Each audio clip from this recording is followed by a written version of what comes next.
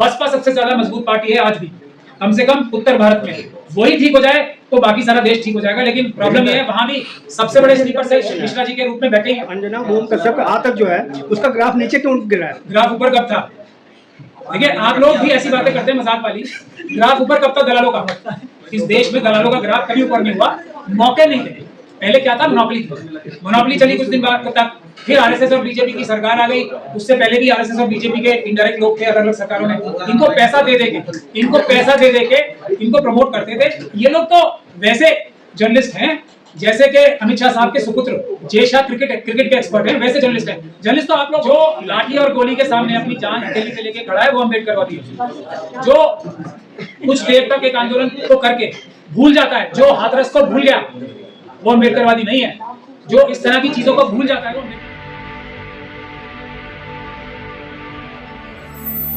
आंदोलन को मतलब बदनाम किया जा रहा है, क्या कहेंगे?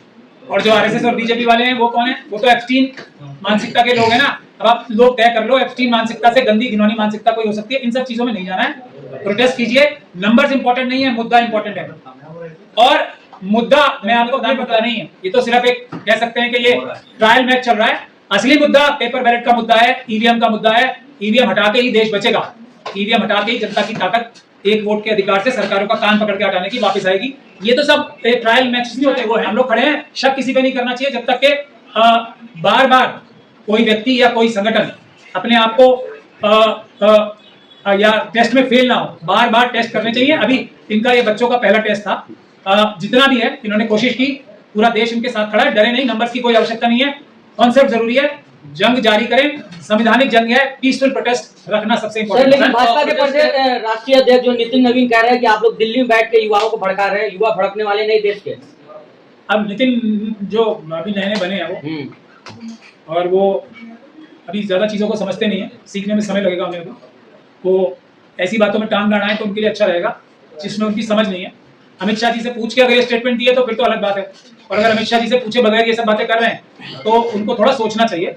ये जो लोग हैं, जनता के आंदोलन है, इसमें कोई लीडर फीडर नहीं है। ये बात ध्यान में समझ के रखें। उनको क्यों इलेक्ट किया गया है उसका कोई लॉजिक बता सकते हैं? बीजेपी और आरएसएस में उन्हीं को क्यों इलेक्ट किया गया, कोई लॉजिक है? कोई सीक्रेट बैलेट हुआ था? तो ये कोई कांग्रेस के लोग नहीं है। हमें अम्बेडकरवादी हैं, हमें जवाब देना भी आता है और इलाज करना भी आता है। तो वो अपने दायरे में रहें। ठीक है, उनको अमित शाह जी ने लिख के दिया होगा, कुछ उन्होंने बोल दिया, लेकिन ज्यादा जो गलती या जो एक तरीके से एक इशू जो क्रिएट हुआ है, ये कॉकरोच की नजर से ना देखें, ना समझे। ये आरएसएस और बीजेपी को मेरी सलाह है, जनता की आवाज को सुने, उसको रिस्पेक्ट करें। आप लोग सिर्फ और सिर्फ ईवीएम के वजह से अपनी अपनी सीटों में बैठे हो, अपने दायरे में रहो। बेरोजगारी, महंगाई या फिर नीट पेपर लीक का मामला हो या फिर अब ईवीएम का मुद्दा हो, लगातार आप उठा रहे हैं, परसों से उठा रहे हैं। लेकिन कांग्रेस ने ऐसा क्या नया कर दिया है कि जो उसके साथ जो युवा जुड़ रहे हैं? नहीं, मैं बता रहा हूँ ना, ट्रिगरिंग पॉइंट होता है। ये सुनामी तैयार खड़ी है पीछे। अब क्या किस वक्त कोई एक छोटा सा दरवाजा मिल जाएगा सुनामी को।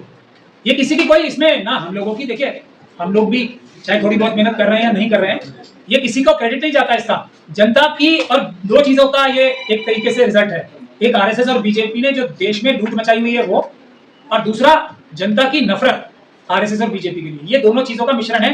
जितने जैसे ही कोई ट्रिगरिंग पॉइंट मिलता है, जैसे चीफ जस्टिस साहब ने तो अभी ये तय नहीं है बोला या नहीं बोला, वो मना कर रहे हैं। कुछ लोग कह रहे हैं हाँ बोला, कुछ कह रहे हैं नहीं बोला।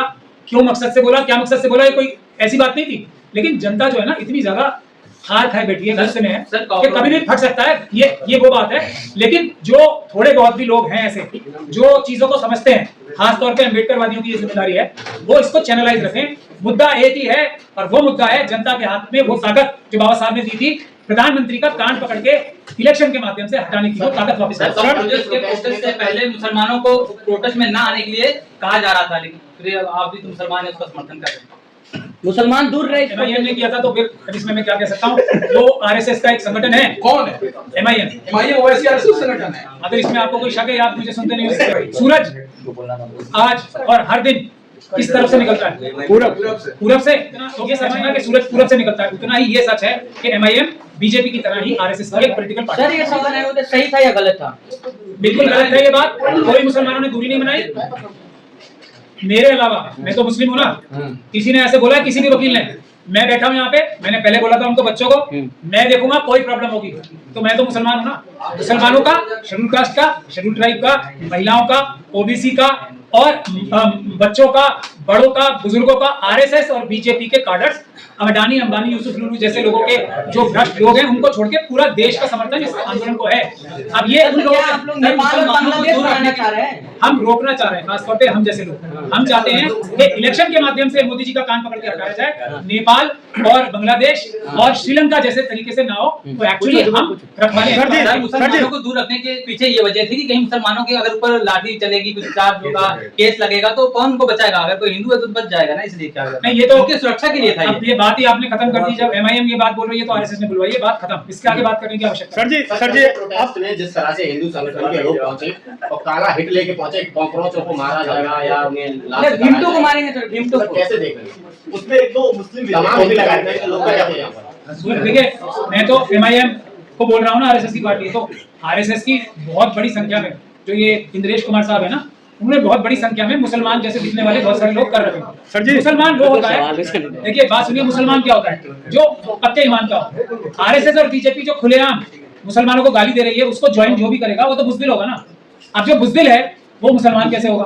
तो ये लोग किसी भी धर्म के हों, किसी भी सोच के हों, बहुत सारे पंडित ऐसे हैं जो दिल से अम्बेडकरवादी हैं, हालांकि वो संख्या में कम है लेकिन हैं। तो उसी तरीके से बहुत सारे मुसलमान भी ऐसे हैं जो दिखने में तो मुसलमान है लेकिन हैं मनुवादी मानसिकता के, तो उनसे बुराई थोड़ी है। यही तो बाबा साहब की आजादी है ना, यही तो संविधान की आजादी है। मुसलमानों का नाम आते बुलडोजर चल जाता है सर, इसलिए मुसलमान नहीं गए वहाँ पे। नहीं, ऐसा नहीं है, मुसलमान नहीं गए, मुसलमान गए भी। मुसलमानों का सबसे बड़ा समर्थन आप चाह रहे बुलडोजर चल जाए ना मुसलमानों के? बुलडोजर तो देखिए अभी चलने बाकी है, बुलडोजर कोई सोल्यूशन नहीं है। हम लोगों के पास भी तो सोल्यूशन है। बीजेपी ने 500 से ज्यादा महल बनाए ना अपने ऑफिस, हम कोई बुलडोजर थोड़ी चलाएंगे। जब हम लोग आएंगे तो बुलडोजर थोड़ी चलाएंगे। हम क्या करेंगे, ये इन्हीं बच्चों को जिनको आप कॉकरोच कहा जा रहा है, इनको ये हॉस्टल्स बना के देंगे, यहाँ वो स्टडी करेंगे, इनको खराब थोड़ी करेंगे, बुलडोजर नहीं चलाएंगे। बीजेपी कार्यालय में हॉस्टल बनाइएगा तो ये सब ले नहीं लेंगे हम, आपको इसमें भी शक है कुछ? आज सूरज किस तरफ से निकला था? एक एक बीजेपी का ऑफिस जब्त होगा, एक एक इनकी गाड़ी, एक एक इनका बैंक अकाउंट, जितने आरएसएस और बीजेपी के लोग हैं। और ये कोई बड़े पॉलिटिकल लीडर्स नहीं बोल रहे हैं, अम्बेडकरवादी बोल रहे हैं। ध्यान रख लें, एक नहीं बचेगा, सबकी प्रॉपर्टीज जब्त होंगी, सबकी प्रॉपर्टीज बैलेट पेपर द्वारा चुने हुए प्रधानमंत्री के कोष में जाएंगी, पीएम केयर फंड में नहीं जाएंगी, और सबको बराबर में बटेंगे ये पैसे। बीजेपी के जितने दफ्तर हैं, 1 नंबर के और 2 नंबर के, सबके सब में हॉस्टल बनेंगे। ये मेरी सवाल। जेल किसको किसको भेजेंगे? जेल किसको किसको भेजेंगे? इसमें कोई शक है आपको? मोहन भागवत जी से शुरू होगा, अमित शाह जी, मोदी जी, लाइन बहुत लंबी है, बहुत समय लग जाएगा। कोई दूसरा सवाल नहीं। सर जी, जिस तरह से वहाँ पर संविधान का कॉपी दिखाएगा और जब हम के नारे लगे, क्या आपको लगता है वो कौन लोग हैं? नहीं, जो नारे लगाने से कोई अम्बेडकरवादी नहीं बन जाता। नारे तो आजकल सभी लगा रहे हैं, किताब भी बहुत सारे लेके घूम रहे हैं। दिल से आवाज, जो लाठी और गोली के सामने अपनी जान हथेली पे लेके खड़ा है वो अम्बेडकरवादी है। जो कुछ देर तक एक आंदोलन को करके भूल जाता है, जो हाथरस को भूल गया, वो अम्बेडकरवादी नहीं है। जो इस तरह की चीजों को भूल जाता है वो अम्बेडकरवादी नहीं है। बुनियादी बात, जो SC/ST सब प्लान को भूल गया वो अम्बेडकरवादी नहीं है। जो SC/ST एक्ट को भूल गया, जो रिजर्वेशन के मुद्दे को भूल गया, जो ये NFS के मुद्दे को भूल गया, वो अम्बेडकरवादी नहीं है। जो बैकलॉग के मुद्दे को भूल गया और सबसे ऊपर जो EVM के मुद्दे को भूल गया, वो अम्बेडकरवादी हो ही नहीं सकता। सर, कांग्रेस पार्टी संतोष क्यों कर रहे हैं? कांग्रेस जनता पार्टी का क्या लगता है आपको? क्योंकि तमाम लोग ये बोल रहे हैं कि भाजपा के द्वारा ये आंदोलन पर करवाया गया। देखिए, कांग्रेस पार्टी की एक बहुत बड़ी समस्या ये है कि उसकी 2 जो लेयर्स है ना, एक लेयर तो बहुत ज्यादा सुरक्षित है अभी भी, बावजूद इसके कि सब तरफ से प्रेशर है, वो है कार्यकर्ताओं की। एक लीडरशिप की है, वो भी थोड़ी बहुत अभी सुरक्षित है, टॉप लीडरशिप। बीच में जितने हैं ना, ये जो राज्यसभा जा रहे हैं, जो बड़े बड़े पद पे बैठे हैं, ये सब लोग आरएसएस के टच में हैं। सब लोग बेईमानी कर रहे हैं, वर्कर्स को अपने मार रहे हैं और जिंदगी के मजे ले रहे हैं। इनके कलफ के कुर्तों पे कलफ नहीं कम होती है। वर्कर्स को कुछ भी, जो ये होती है ना, पद ना टिकट ना कुछ, और अपने लिए सब कुछ, ये कांग्रेस पार्टी की सबसे बड़ी बीमारी है। अब इसको बहानेबाजी कर, किसी वर्कर ने प्रोटेस्ट किया क्या कि हमें प्रेस नहीं कवर कर रही? कांग्रेस के वर्कर्स को फर्क नहीं पड़ता है। कांग्रेस के वर्कर को फर्क इसलिए पड़ता है कि जो दलाल टाइप लोग हैं वो उनसे ऊपर जा रहे हैं, उनके कंधे पे पैर रख के, जिनको कुछ नहीं आता, वो राज्यसभा की टिकटें ले रहे हैं। जो आरएसएस के खुले एजेंट्स हैं, उनको राज्यसभा की टिकटें मिल रही है। कांग्रेस के वर्कर्स को इससे बिल्कुल परेशानी नहीं है कि मेन स्ट्रीम मीडिया उन्हें कवर करे ना करे, वो आंदोलन करने के लिए तैयार है। लेकिन आंदोलन तो उन्हें यही दलाल टाइप लोग जो है, जो स्वीपर सेल्स हैं कांग्रेस के अंदर, वो नहीं करने दे रहे। अगर कांग्रेस ही सही काम कर लेती तो सीजेपी का जन्म ही कहाँ होता? अगर ऑपोजिशन पॉलिटिकल पार्टी ही ठीक काम कर लेती तो सीजेपी का जन्म कैसे होता? मैं इस बात को बहुत दिन से समझा रहा हूँ।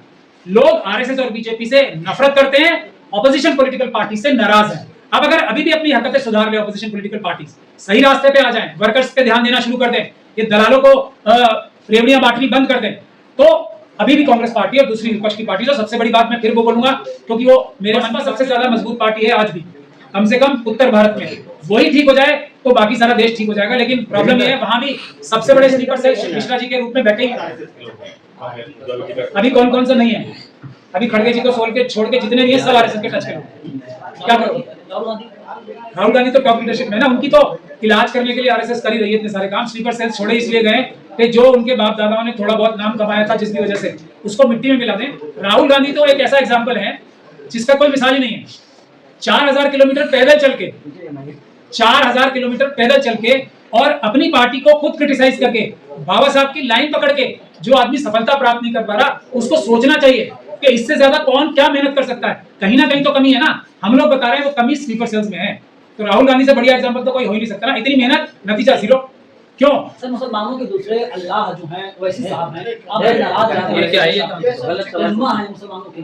हाँ, जो मुस्लिम कम्युनिटी है ना, वो एक बुनियादी बात जो है जो हमारे रसूल ने हमें सिखाई है कि अल्लाह एक ही है और उसकी बराबरी खुद जो प्रोफेट मोहम्मद थे वो भी एक हमारे और आपकी तरह इंसान ही थे। तो ये बुनियादी कॉन्सेप्ट है मुसलमान होने का। और जो लोग मुसलमानों के नेता आज हैं, सबके सब जो भी आप जिन्हें जानते हैं ना, जो टीवी पे खासतौर पे क्रिमिनल मीडिया में नजर आते हैं किसी भी तरीके से, वो आरएसएस के एक प्रकार से वर्कर सर जी। तो उनके बारे में क्या ही बात करें, वो अपना बेचारे अपना जिंदगी के दिन काट रहे हैं। नंबर उनका भी आएगा, ऐसी बात नहीं है, नंबर आना है उनका भी, वो भी एक ना एक दिन बुलडोजर के नीचे आएंगे। बचाएगा कौन उन्हें?